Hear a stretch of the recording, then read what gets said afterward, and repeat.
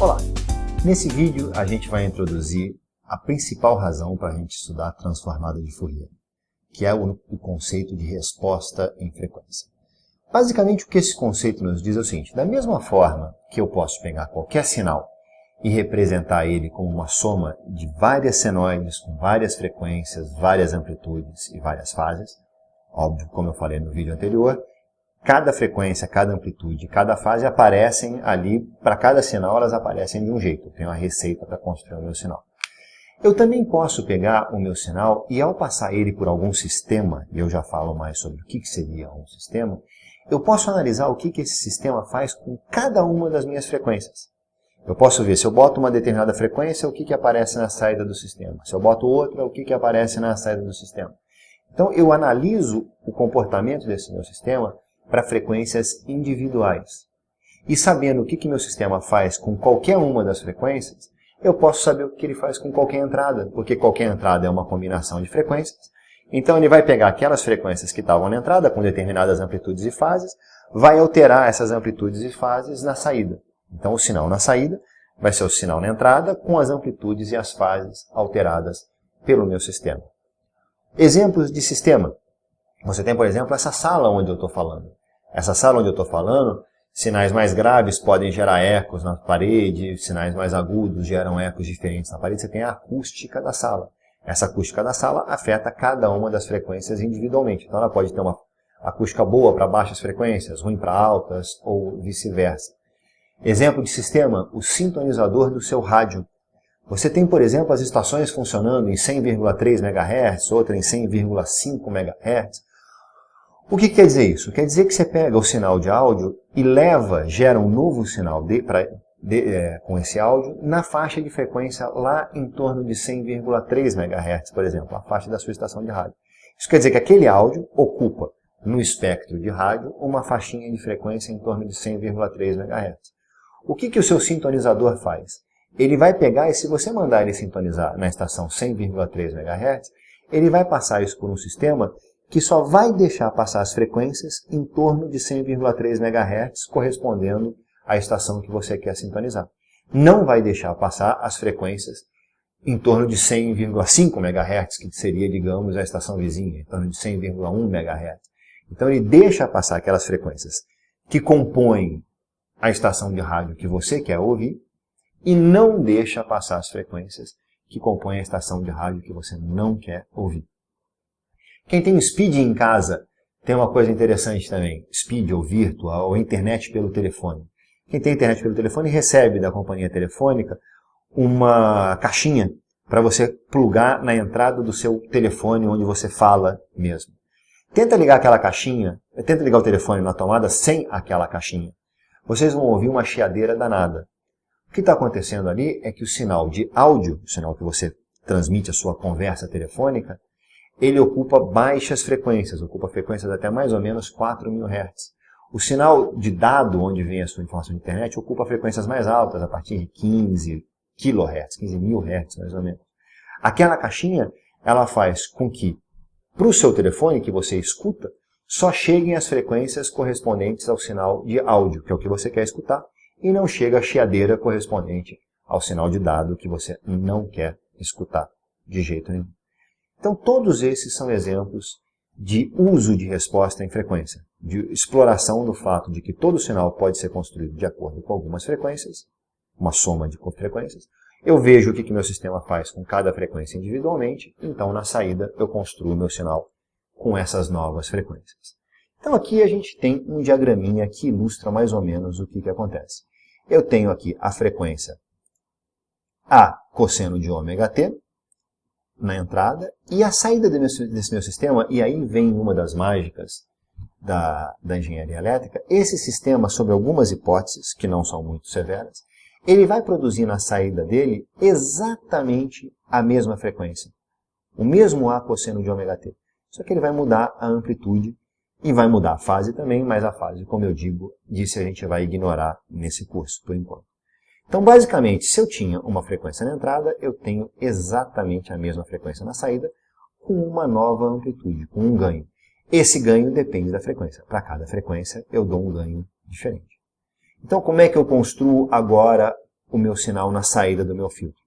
Do mesmo jeito que eu construía na entrada. Só que agora, em vez de pegar um monte de senoides com amplitude, com frequência ômega, amplitude A e fase θ, eu pego a senoide com amplitude ômega, fase A vezes o ganho naquela frequência, e amplitude A vezes o ganho naquela frequência, e fase que também é afetada por alguma quantidade do sistema naquela frequência. Vamos tentar ver um exemplo disso para ver se fica mais claro? A gente vai falar de 2 exemplos disso aí. O primeiro exemplo é uma figurinha que eu já mostrei para vocês da resposta em frequência dos microfones. Então eu estou gravando aqui a minha voz. Eu gostaria que o som que eu produzo aqui fosse gravado da maneira mais fidedigna possível. Então eu gostaria que se o som da minha voz em um determinado momento tem a frequência 440 Hz e a frequência 1000 Hz, eu gostaria que fosse gravado as duas frequências com a mesma relação de amplitude. Eu gostaria de não afetar as amplitudes dessas frequências. Eu gostaria de dar nenhum ganho para essas frequências, para nenhuma frequência na faixa que eu estou falando. Observe o que acontece com esses 2 microfones aqui por outro lado. Então eu estou falando aqui, eu tenho, no sinal que eu estou produzindo, eu tenho a frequência 100 Hz, 200 Hz aqui, 200 Hz. Esse microfone aqui, na frequência 200 Hz, observa então que o eixo X está em kHz, em 1000 Hz. Então eu tenho 0,2 vezes 1000 Hz, que dá 200 Hz. Ele dá um ganho que se chama de 0 dB. dB também é um assunto bem mais complicado, a gente não vai falar aqui, mas para a gente precisa saber que 0 dB é um ganho de 1, o que entrou é igual ao que saiu, ela não dá ganho nenhum nessa frequência. 3 dB é um ganho que dobra a frequência, 6 dB multiplica a frequência por 4. Então você observa aqui que em 200 Hz ele não dá ganho nenhum. Em, por exemplo, 3.000 e poucos Hz, ele já dá um ganho de 3 dB, então ele dobra a amplitude das frequências 3.000 e poucos Hz. 4.000 Hz, sei lá quanto é que está aqui. Então você observa que, se eu tenho um sinal que tem 200 Hz e 3.000 e poucos Hz, com a mesma amplitude, depois que eu passar pelo meu microfone, eu vou ter o dobro da amplitude do 3.000 Hz e a amplitude do 200 Hz fica igual. Ele distorceu um pouco o meu sinal. É um sinal já diferente do sinal que eu coloquei na entrada. Tá? Aqui, 16.000 Hz, 15.000 Hz, ele ainda tem um ganho de 0 dB, ou seja, ganho nenhum, o mesmo ganho de 200. E depois ele começa a atenuar muito. Então você vê aqui que 20 kHz já tem uma atenuação de menos 9 dB. Quer dizer, ele está menos 9 da metade, 1/4, 1/8 do sinal original. Bom, já esse outro microfone aqui, ele tem um desempenho um pouquinho pior nesse sentido. Né? Então, quer dizer, a faixa onde ele não dá ganho nenhum, vamos dizer, ela vai aqui de 300 Hz mais ou menos, 0,3 vezes 1000 dá 300, até esse valor aqui que deve ser 14.000 Hz. Então ele já tem uma faixa de resposta onde ele dá pouca alteração, ele dá muito ganho aqui, observa que em 5.000 Hz, ele está quase em 9 dB, que já é um ganho de 8 vezes. Então, ele gera uma alteração na relação das amplitudes. Então, são microfones que causam alguma alteração. É impossível fugir disso. Você não tem um microfone que dá um ganho igual a 1 para todo mundo. Não tem como fugir disso. Mas isso é uma amostra da qualidade ou falta de qualidade. No caso aqui, os 2 microfones são muito bons, são profissionais. Mas dá uma amostra da relação dele, o quanto que ele altera sinais. No MATLAB você também tem exemplos interessantes. Vamos pegar o nosso sinal do trem, bom e velho ali. E ele tem, como a gente já falou, essas frequências. Ele tem a frequência aqui, 1169, com uma amplitude grande e outras frequências. Vamos imaginar que por algum motivo eu queira eliminar algumas dessas altas frequências desse sinal. Então eu posso passar por um filtro, que eu projeto de uma forma que a gente não vai ver aqui, mas eu projeto ele para ter a seguinte característica. Eu quero que para as frequências até aqui mais ou menos 760 Hz, 750 Hz, ele dê um ganho 1 nessas frequências, mais ou menos.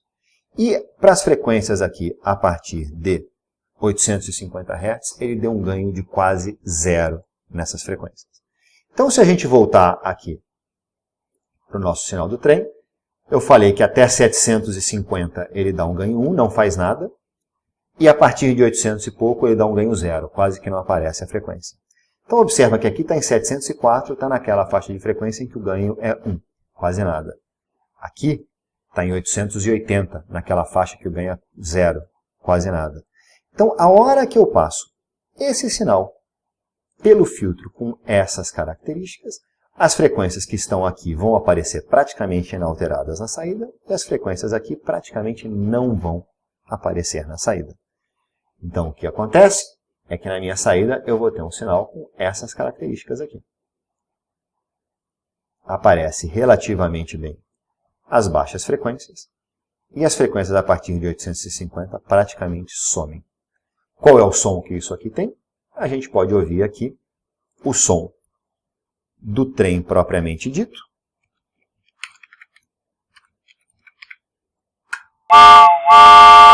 E o som do trem sem as altas frequências. Você viu que ficou um som mais grave, a gente eliminou as altas frequências. Então esse é o conceito de resposta e frequência, a principal razão para a gente estudar a transformada de Fourier. E isso conclui esse módulo sobre as frequências contínuas. Agora a gente vai ter uma série de questões, tentando ver se a gente entendeu o que aconteceu, um pouco a intuição das senoides, e depois a gente passa para senoides contínuas nos próximos módulos. Qualquer dúvida, procure a gente no fórum. Até o próximo módulo.